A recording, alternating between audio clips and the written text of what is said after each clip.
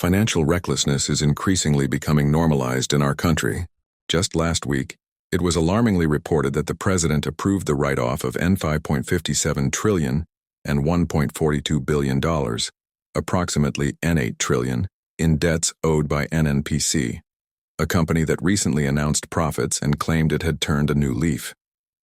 This is the same agency currently facing serious audit inquiries for failing to account for N$210 trillion, an amount that far exceeds the combined federal budgets of Nigeria from 2023 to 2026. For context, the federal government's budgets for these years were approximately N$21.83 trillion for 2023, N$43.56 trillion for 2024, N$54.99 trillion for 2025, and an estimated N$58.18 trillion for 2026. The total budget for these 4 years amounts to roughly N$178.56 trillion. Nigerians are still waiting for the outcome of the National Assembly investigation into the missing trillions. This company is also under scrutiny for trillions spent on non-functional refineries.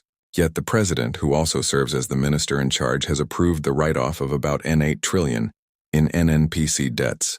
Nigerians, already enduring severe hardships due to the removal of petroleum and electricity subsidies, with no tangible improvements in their lives, are now confronted with this unexplained debt forgiveness.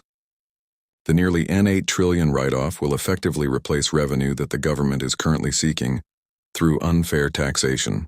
It is imperative that the government provides a clear and transparent justification for the write-off, given the immense impact such a large amount of resources could have on national development.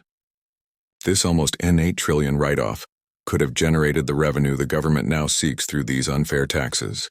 The amount exceeds the 2025 combined federal budget allocations for education, health, and agriculture, which total N$7.1 trillion. In practical terms, this money alone could fully fund critical areas of development, lifting millions of Nigerians out of poverty and significantly reducing the over 130 million people currently living in poverty in the country. The write-off sum of N$8 trillion is nearly twice the 2025 federal security budget of N$4.9 trillion, even as insecurity continues to devastate communities across the nation. Such resources could empower 8 million youths, 10% of the 80 million unemployed, creating approximately 1,000 jobs for each of the 8,809 wards, thus substantially reducing the 130 million impoverished individuals in the country.